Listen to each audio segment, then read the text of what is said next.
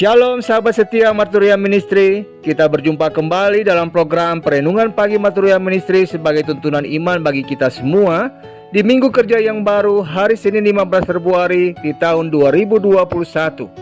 Kita bersyukur untuk setiap helahan nafas sebagai anugerah dan kesempatan kehidupan dari Bapa di sorga, bahkan bagi setiap sahabat kehidupan Marturia Ministry yang di hari ini diperkenankan oleh Tuhan untuk menikmati sukacita usia kelahiran, khususnya bagi Ibu Titi Setiawati Ilyas dan Bapak Efraim Nikolas, serta untuk usia pernikahan bagi keluarga yang berbahagia Bapak William dan Ibu Isme Andres. Saya ucapkan selamat mengingat rayakan sukacita dan kebahagiaannya di dalam Tuhan bersama dengan kehidupan keluarga terkasih.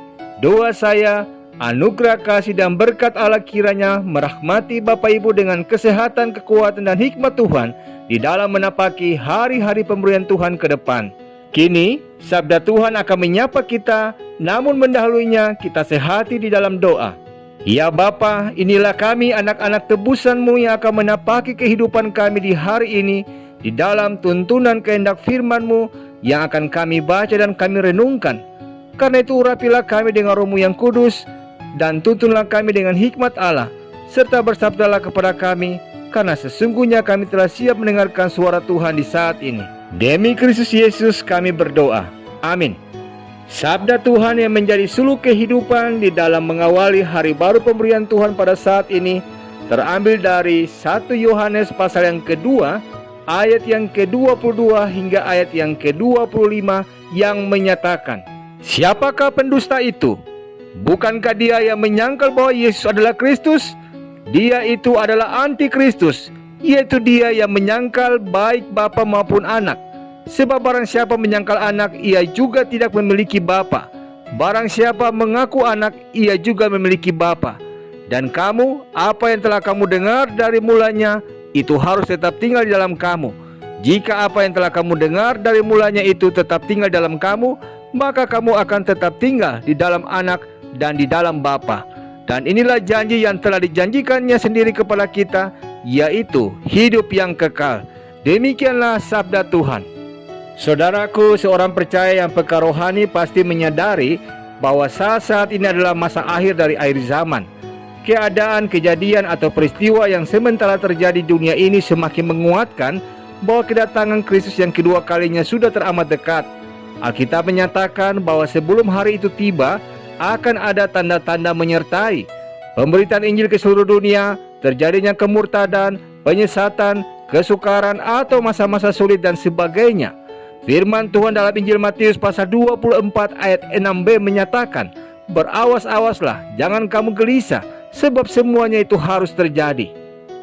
Tanda lain yang semakin mempertegas tentang akhir zaman adalah munculnya antikristus.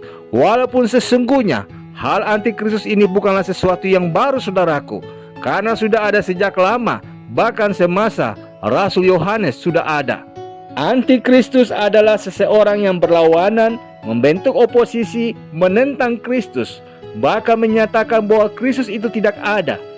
Istilah ini hanya ditemui dalam surat Yohanes, meski beberapa bagian dalam Alkitab, seperti di dalam 2 Tesalonika pasal 2 ayat yang ketiga dan ayat-ayat selanjutnya, Paulus membicarakan pribadi yang sama.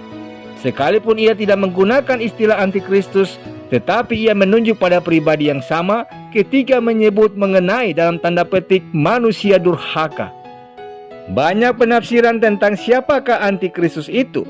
Yang paling dominan adalah anggapan bahwa antikristus adalah mereka yang membawa angka 666 dalam hidupnya.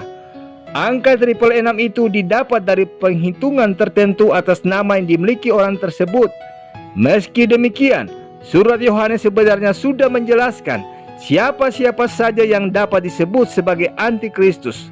Dalam surat Yohanes, istilah ini disebut sebanyak 4 kali, yakni pada 1 Yohanes pasal yang kedua ayat 18 dan 19, 1 Yohanes pasal 2 ayat 22, 1 Yohanes pasal 4 ayat yang ketiga, dan 2 Yohanes pasal yang pertama ayat yang ke-7. Dari kelima ayat tersebut dapat disimpulkan bahwa antikristus adalah, pertama, 1 Yohanes 2:19 mengatakan bahwa ia yang seolah-olah berasal dari kekristenan sendiri, Namun sebenarnya tidak. Yohanes memakai kalimat, memang mereka berasal dari antara kita, tetapi mereka tidak sungguh-sungguh termasuk pada kita. Lalu di dalam 1 Yohanes pasal yang kedua ayat 22a mengatakan bahwa ia yang menyangkal Yesus sebagai Kristus dan juga Allah yang mengutusnya. Dan yang ketiga dalam 1 Yohanes pasal 2 ayat 22b hingga ayat 23 dan 1 Yohanes pasal 3 ayat 23 dan 24 menyatakan bahwa ia tidak percaya Allah atau tidak percaya kepada Yesus Kristus sebagai anak Allah dan tidak menuruti perintahnya. Dan yang terakhir atau yang keempat di dalam 2 Yohanes pasal pertama ayat yang ke-7 menjelaskan bahwa ia yang tidak mengakui Yesus telah datang sebagai manusia dan menjadi juru selamat. Dengan demikian, pekerjaan antikristus ialah berusaha merusak persekutuan hidup orang percaya dengan menyisipkan kebohongan dalam kebenaran atau ajaran yang menyesatkan. Dari kesimpulan tersebut dapat dikatakan, para antikristus masa kini menunjuk pada orang Kristen yang menyangkali imannya kepada Kristus dan memilih Allah lain. Mereka suka memaki-maki dan menista iman Kristen yang pernah mereka anut. Menurut Yohanes itu terjadi karena mereka dari sejak semula adalah orang Kristen yang tidak sungguh-sungguh, seperti dikatakan pada ayat 19 dari kitab 1 Yohanes ini. Orang Kristen yang tidak sungguh-sungguh adalah orang Kristen yang keras hati. Menurut Injil Matius pasal 13 ayat 20 dan ayat yang ke-21, di hati mereka hanya ada sedikit tanah subur bagi benih firman Tuhan. Sebagian besar hatinya merupakan batu, sehingga benih firman Tuhan tidak bisa tumbuh dengan baik di hati mereka. Bila ada kesukaran, penderitaan, atau penganiayaan, misalnya sakit, kemiskinan, hambatan karir, dan lain sebagainya, kejadian yang mengecewakan mereka misalnya, mereka segera murtad. Orang Kristen yang tidak sungguh-sungguh adalah orang Kristen yang tidak mau bertumbuh dan berbuah. Mereka hanya menyukai firman Tuhan yang enak didengar, yang berisi janji-janji berkat saja. Tidak menyukai firman Tuhan yang keras, firman Tuhan yang mendidik, menasihati atau menegur. Bila mana ditinjau dari sudut waktu, sudah lama menjadi orang Kristen, seharusnya sudah jadi pengajar iman Kristen, tetapi masih tidak memahami asas-asas pokok dasar iman Kristen. Dikatakan dalam surat Ibrani pasal yang kelima ayat yang ke-12, mereka diibaratkan masih perlu susu, padahal sebetulnya mereka sudah mengecap firman yang menghidupkan dan karunia-karunia rohani, tetapi mereka tidak bertumbuh menjadi dewasa. Orang-orang ini mempunyai kemungkinan menjadi murtad, seperti yang dikatakan dalam surat Ibrani pasal 6 ayat yang ke-6. Akan tiba saatnya nanti orang-orang Kristen ini dengan nyata-nyata akan bergabung dengan manusia durhaka dalam tanda petik, atau yang disebut dengan antikristus yang akan datang itu. Mereka akan berakhir dalam kebinasaan. Karena itu saudaraku, mumpung kita sekarang mempunyai waktu dan kesempatan untuk menjadi orang Kristen yang sejati, bertindaklah untuk menjadi orang Kristen yang sejati, dewasa mengenal dan mengasihi Tuhan dengan sungguh-sungguh.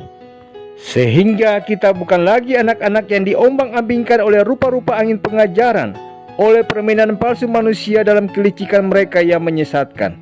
Amin. Saudaraku, mari kita akhiri perenungan di saat ini dalam doa. Bapa yang mulia, syukur dan terima kasih untuk hari baru pemberian-Mu dalam kehidupan kami. Terima kasih untuk sabda-Mu yang boleh menyapa kami, yang mengingatkan kami untuk tidak saja mengaku percaya kepadamu, tetapi juga belajar untuk mewujud nyatakan dalam melakui hidup kami. Bapa yang mulia, tolonglah kami untuk bertindak dan berlaku bijaksana sepanjang hari ini dan hari-hari selanjutnya. Tolonglah kami supaya jangan menyerempet segala godaan dan jangan bermain-main dengan api. Tolonglah kami supaya jangan tanpa berpikir memberikan kesempatan kepada penggoda untuk mencobai iman percaya kami.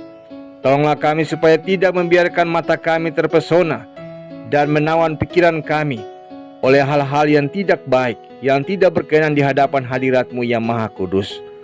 Tolonglah kami ya Bapa di hari ini, dalam setiap langkah kehidupan kami, untuk selalu melihat kepada Yesus Kristus, supaya terangnya boleh menjadi pembimbing kami, supaya kehadirannya menjadi perisai kami, dan supaya kasihnya menjadi kekuatan dan inspirasi bagi kami. Semuanya ini kami mohon demi kasih-Mu. Amin. Selamat beraktivitas di minggu kerja yang baru saudaraku. Ingatlah, seberat apapun tekanan yang ada, jangan sampai kita menyangkal Kristus. Sebab tersedia mahkota kehidupan bagi kita yang setia dalam iman kepada Kristus. Ingatlah, apapun yang kita hadapi dan terjadi dalam hidup kita saat ini, kita semua adalah ODP, orang dalam pemantauan Tuhan. Karena itu pastikan hidupmu positif beriman kepada Tuhan, menjaga jarak dengan dosa, mengisolasi diri dalam saat teduh, dan menularkan senantiasa sukacita, pengharapan, dan cinta kasih. Tuhan menolong dan memberkati kita.